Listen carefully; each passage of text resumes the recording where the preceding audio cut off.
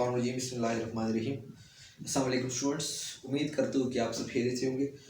Students, आज की इस क्लास में हम लॉर्ड अल्फ्रेड टेनिसन के ऊपर जो आपके एमसीक्यूज हो सकते हैं, जो जो है आपके टेस्ट में आ सकता है, ठीक है ना। एक तो इसके ऊपर हमने लेक्चर्स अपलोड किए हैं, लेकिन इस क्लास में आपको सिर्फ इसका वो एमसीक्यूज नोट जो है वो मिल जाएंगे लॉर्ड अल्फ्रेड टेनिसन के ऊपर। अच्छा बेटा, याद रखिएगा ये नोट्स मैंने किसी किताब से नहीं, कोई मतलब मैं एमसीक्यूज की किताब से इसको नहीं पॉइंट आउट कर रही हूँ। ये सेल्फ मेड नोट्स है, आप देख भी सकते हैं। ये पूरे जो है सेल्फ मेड नोट्स है, मैं खुद इसको बना चुका हूँ, ठीक। कई जो है मैंने थीरीज के किताब, मतलब एमसीक्यूज बुक नहीं, थीरीज के किताब से मैंने खुद उसको कलेक्ट की है, और इसके ओरिजिन से भी आपको अंदाजा होगा कि बाकी जो है ये ऐसे एमसीक्यूज नहीं है जो कि ऑलरेडी वो कॉपी पेस्टेड है, ठीक है बेटा। तो शुरू करते हैं बेटा। सबसे पहले हमारे पास लॉर्ड अल्फ्रेड टेनिसन की जो पहला एमसीक्यूज आपसे पूछा जा सकता है, so when he was born, तो आपने नहीं भूलना कि अगस्त 6 1809 पे वो पैदा हुआ था, ठीक है।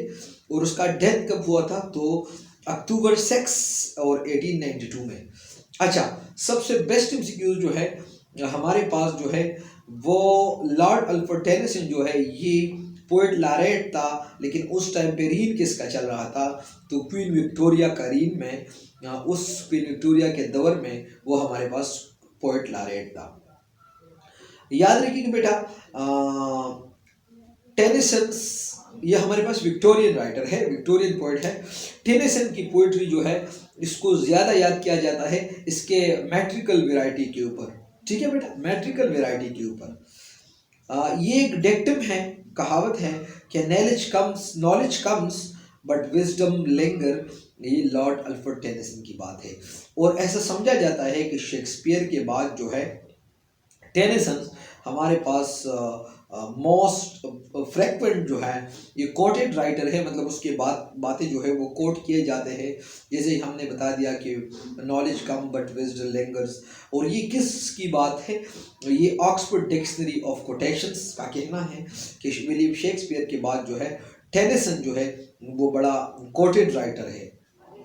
अच्छा, अगर हम उसकी फादर की बात कर ले तो हमारे पास उसके अब्बू का नाम था जॉर्ज क्लाइटन टेनिसन, और ये हमारे पास एक प्रीस्ट था, ठीक है, रेक्टर था, प्रीस्ट था। अगर उसकी माँ के बारे में हम बात कर ले तो the mother of Tennyson was Elizabeth Fytche, FYTCHE, Elizabeth Fytche. अच्छा, मजीद उसकी अगर हम बात कर ले तो टेनिसन के 12 सिबलिंग्स थे, मतलब 12 वो बहन भाई थे, और वो चौथे नंबर पे था। टेनिसन जो था वो 12 बहन भाइयों में से चौथे नंबर पे था। अच्छा, जब वो छोटा था तो Tennyson attended Louth grammar school for 4 years, and in 1927 he entered Trinity College, Cambridge.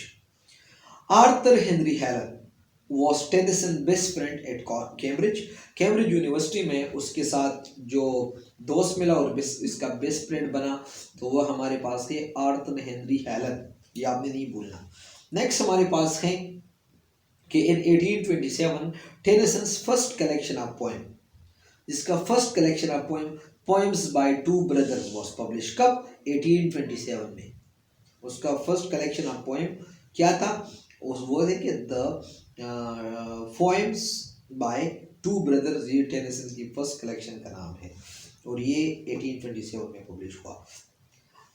Tennyson second collection या सेकंड कंपोजिशन ऑफ पोएम जो था वो हमारे पास है टेम्पेकटो, TIMBUCTOO, टेम्पेकटो। और उस कलेक्शन के ऊपर जो है उसको चांसलर गोल्ड मेडल मिला जब वो ऑक्सफोर्ड यूनिवर्सिटी के अंदर था 1829 में। पोएम्स चीपली लिरिकल, ये हमारे पास एक कलेक्शन ऑफ पोएम्स हैं टेनिसन का। टेनिसन ने अपना कैम्ब्रिज यूनिवर्सिटी जो था उसको अधूरा छोड़ा, मिडवे में उसने छोड़ा, क्योंकि उसके अब्बू का डेथ हुआ था, ठीक है बेटा। क्यों उसने अपना वो यूनिवर्सिटी अधूरा छोड़ा, उसने मिडवे में छोड़ा, क्योंकि उसके अब्बू की डेथ हुई। याद रखिए बेटा, 1833 ये ऐसा माना जाता है कि ये टेनिसन के लिए बहुत ज़्यादा जो था वो बदतरीन साल था, क्योंकि उसका सेकंड कलेक्शन ऑफ पोएम जिसका नाम था टेम्पेकटो वो हेवली क्रिटिसाइज हुआ, बहुत ज़्यादा क्रिटिसाइज हुआ, और इसका क्रिटिसिज्म की वजह से बेटा ये बड़ा ज़बरदस्त बात है, उसने 10 साल के लिए पोइट्री को और लिटरेचर को उसने हैदराबाद कह दिया। 10 साल जो है उसने कोई पब्लिकेशन या कोई पोइट्री वगैरह भी उसने नहीं लिखी। इसके बाद यूलिसिस एक वर्क है, ये टेनिसन ने लिखी है, और Tennyson's remained a poet laureate till his death in 1892। Tennyson जो था क्वीन एन के साथ जो था वो पोएट लॉरेट था, लेकिन वो कब तक पोएट लॉरेट रहा? अपने मौत तक, जब उसका डेथ हुआ था 1892 में। टेनिसन, उसकी शादी की बात है बारे में है। Tennyson married Emily Sellwood on June 13, 1850 in a Shiplake village. 1850 में उसका शादी हुआ एमिले सेलवुड के साथ और शिपलेक विलेज में। Tennyson and Emily Sellwood knew each other since their childhood. देखिए बेटा, उसने जिस लड़की से शादी की वो बचपन से एक दूसरे को जानते थे। इससे वो टेनिसन हैड 2 सन्स, उसके 2 बेटे पैदा हुए थे। अब यूलिसिस, उसने जो पोएम लिखी उसके ऊपर थोड़ा बात है। यूलिसिस हमारे पास एक पोएम है, टेनिसन ने लिखी है और ये ब्लैंक वर्स में है, ये आप नहीं भूलना। और टेनिसन कब लिखा गया? तो वो 1833 में लिखा गया, इन 1842 में वो पब्लिश कराया गया। इस पोएम के अंदर कुछ कैरेक्टर्स है। तो यूलिसिस जो है उसकी वाइफ का नाम है पेनेलोप, Penelope, पेनेलोप। अगर उसकी हम बात कर लें कि टेनिसन का यूलिसिस का किंगडम जो था वो कौन सा था, तो वो हमारे पास है Etica, ITHACA। The lady of chalet, ये हमारे पास एक पोएम है, ये टेनिसन ने लिखी है और इसको 2 वर्जन में लिखा गया था, मतलब 2 किताबों में उसको लिखा गया था। द लेडी ऑफ शैलेट, इसके ऊपर हम थोड़ा बात भी कर चुके हैं उस लेक्चर के दौरान। One publish in 1833 of 20 stanza. The lady of chalet जो थे उसके अंदर 2 किताबें थे, मतलब 2 वॉल्यूम में थे। एक जो था वो पब्लिश हुआ था 1833 में, इसके अंदर 20 बुक्स थे, 20 स्टेंजा थे। और दूसरा जो था वो 1842 में पब्लिश हुआ, जिसके अंदर 19 स्टेंजास हमारे पास थे। द लेडी ऑफ शैलेट, ये हमारे पास जो है was in island in the river Camelot. ये लेडी ऑफ शैलेट जो है ये एक लेडी है आइलैंड के ऊपर, और ये किस द रिवर कॉमलेट में। अच्छा, the Apostles was Tennyson circle of friends at college. याद रखिए बेटा, द एपोजल जो है आपने नहीं बोलना, ये टेनिसन क्या वो दोस्तों का एक ग्रुप था जब वो कॉलेज में थे। Tennyson went to Cambridge university, वो आपने को बता, ऑलरेडी हम बात कर रही है, वो कैम्ब्रिज यूनिवर्सिटी में। The inspiration for Mariana comes from Shakespeare play Measure for Measure. उसका वो बहुत ज़्यादा मशहूर पोएम है मेरियाना, और वो किस मैयर फॉर मैयर जो शेक्सपियर प्ले से, इससे वो मुताज़िर होके उसने ये वर्क लिखी। ज़बरदस्त MCQ से मेरियाना जो है ये हमारे पास टेनिसन के एक पोएम है, और वो किस के वर्क से, शेक्सपियर के एक प्ले से इंस्पायर होके, मैयर फॉर मैयर से इंस्पायर होके उसने लिखी।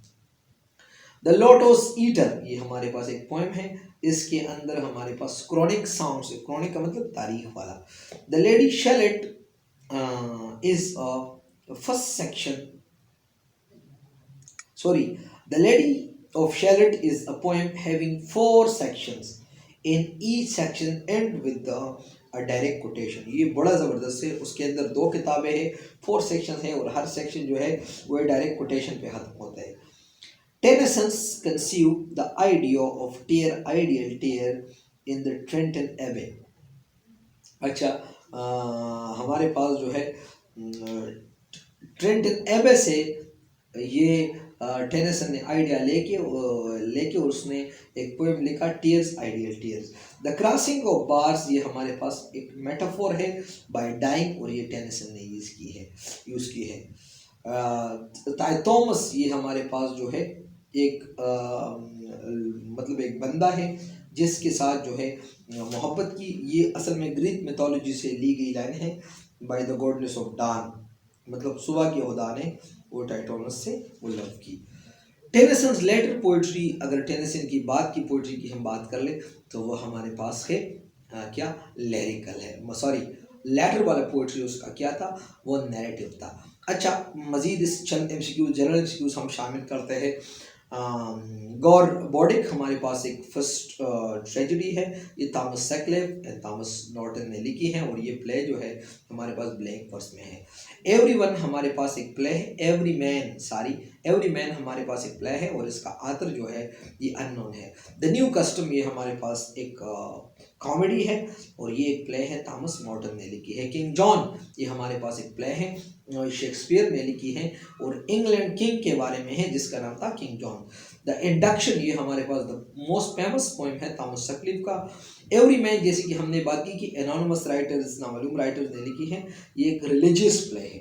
और एवरी मैन जो है उसका बहुत बड़ा इन्फ्लुएंस है इंग्लिश राइटर्स के ऊपर, इवन मार्लो के ऊपर उसका बड़ा इन्फ्लुएंस था। Philip two of France and the Eleanor of Aquitaine are the depicted in the play King John. अच्छा, the best word is a character serves as a source of wit, humor in the social comedy in King John. अच्छा, ये आपने नहीं बोलना कि best word हमारे, जैसे कि शेक्सपियर की तकरीबन हर एक प्ले के अंदर आपको एक फूल मिल जाता है, एक जेस्चर आपको मिल जाता है, तो किंग जॉन के अंदर जो हमें वो जेस्चर मिलता है जिसका नाम है हमारे पास क्या, द बेस्टर्ड।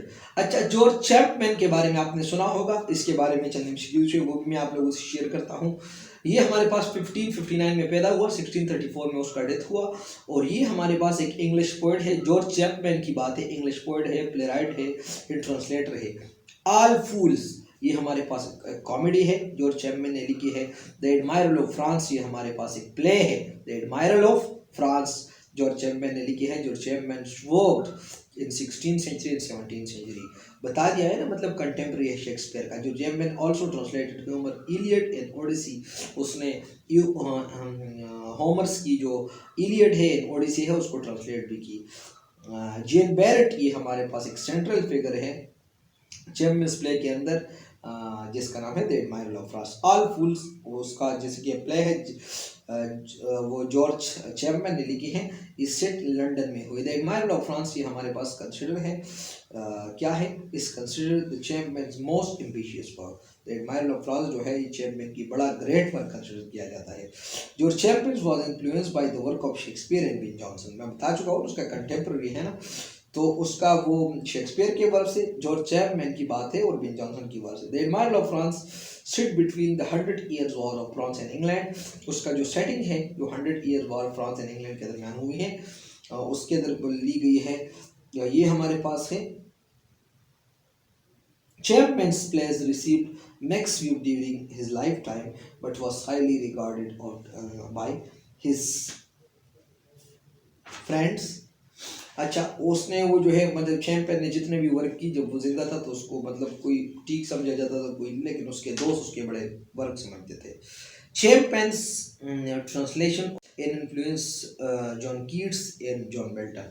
मतलब उसने जो ह्यूमर की इलियड एंड ओडिसी का ट्रांसलेशन की ना, तो लोगों के ऊपर उसका बड़ा इन्फ्लुएंस हुआ था। इवन जॉन कीट एंड जॉन मिल्टन के ऊपर उसने बड़ा टॉप लेवल का वो जो है हाईली इसको इन्फ्लुएंस की। नेक्स्ट हमारे पास है बेटा, the romantic movement which dominated English literature more completely than the classical called liberalism in literature. अच्छा, आप लोगों को मैं बता चुका हूँ कि उसको लिबरलिज्म इन लिटरेचर कहते हैं, रोमांटिक एज को। और ये विक्टर हॉगी ने कहा है कि romantic era is actually liberalism in literature, क्योंकि रोमांटिक वाले ने क्लासिकल लोगों से ज़्यादा कंट्रीब्यूशन लिटरेचर के साथ की और एक नया आइडिया लाया, तो that's why they are called liberalism in literature. आपसे एमसीक्यूज हो सकता है कि why romantic age is called the liberalism in literature through the romantic movement which dominated English literature more completely than the classical, that is why it's called the liberalism in literature। अच्छा, The Traveller is a book by Oliver Goldsmith and it's a poem। Traveller जो है ये हमारे पास एक poem है Oliver Goldsmith का। The last poem of William Cowper was the Castaway। William copper का जो लास्ट पोएम है वो है Castaway। William Collins belonged to 18th century। Daniel Defoe wrote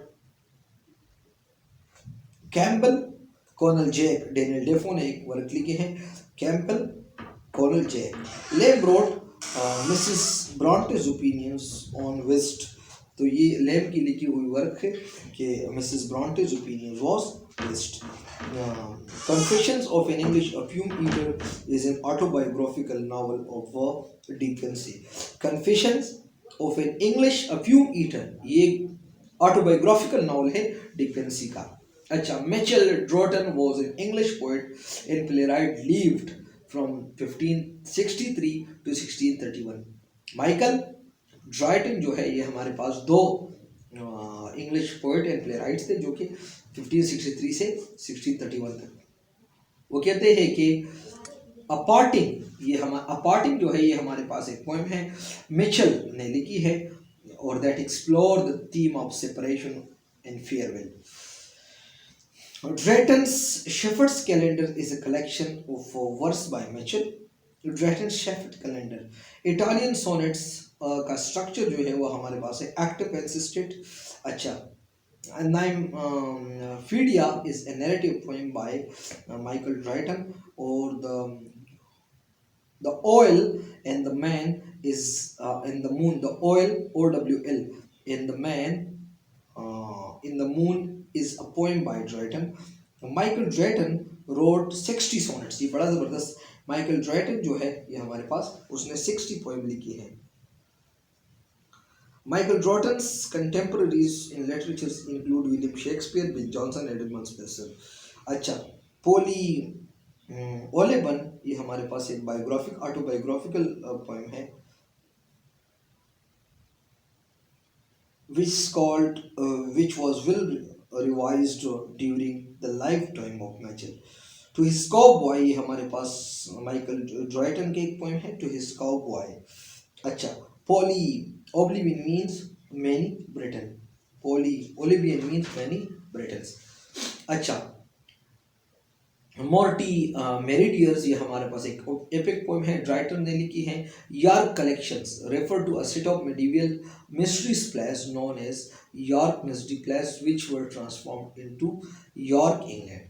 अच्छा, the miracle plays let a duration. अच्छा, ये बड़ा ज़बरदस्त रिव्यू। मिरेकल प्लेस का जो ड्यूरेशन रहा है तो वो हमारे पास 110 साल रहा है, मतलब 10 सेंचुरी में शुरू हुए थे वो 16 सेंचुरी के में तकरीबन ख़त्म हुए, लेकिन वो जितना उससे कंट्रीब्यूशन है तकरीबन 110 साल जो है वो मिरेकल प्लेस का टाइम है। मिरेकल प्लेस का टाइम है। The miracle place were sponsored by the wealthy individual, और जितने भी मिरेकल्स प्लेस होते थे उसका वो स्पॉन्सर्स कौन थे, जितने भी वेल्थी इंडिविजुअल थे। So that's all for today lecture बेटा, और कोई सवाल हो तो आप पूछ सकते हो, और आपको इस नोट्स की ज़रूरत हो तो आप हमसे कांटेक्ट कर सकते हैं। हमारा व्हाट्सएप नंबर आपको डिस्क्रिप्शन में मिल जाएगा। बेटा आखिरी टाइम है कि कुछ भी आप कर सकते हैं, इंसान चांद पे कदम रख सकता है, हवा में उड़ सकता है, एक वुमेन प्राइम मिनिस्टर बन सकती है। इंडिया एशिया में कमज़ोर मुल्क था, चांद पे उसने कदम रखा, तो कुछ भी आप कर सकते हैं। Just you need a hard work and dedication. बेटा परसिस्टेंट रहें, हार्ड वर्क करें, इंशाल्लाह कामयाबी आप लोगों की मुकद्दर होगी। बहुत बहुत शुक्रिया बेटा। अस्सलाम वालेकुम।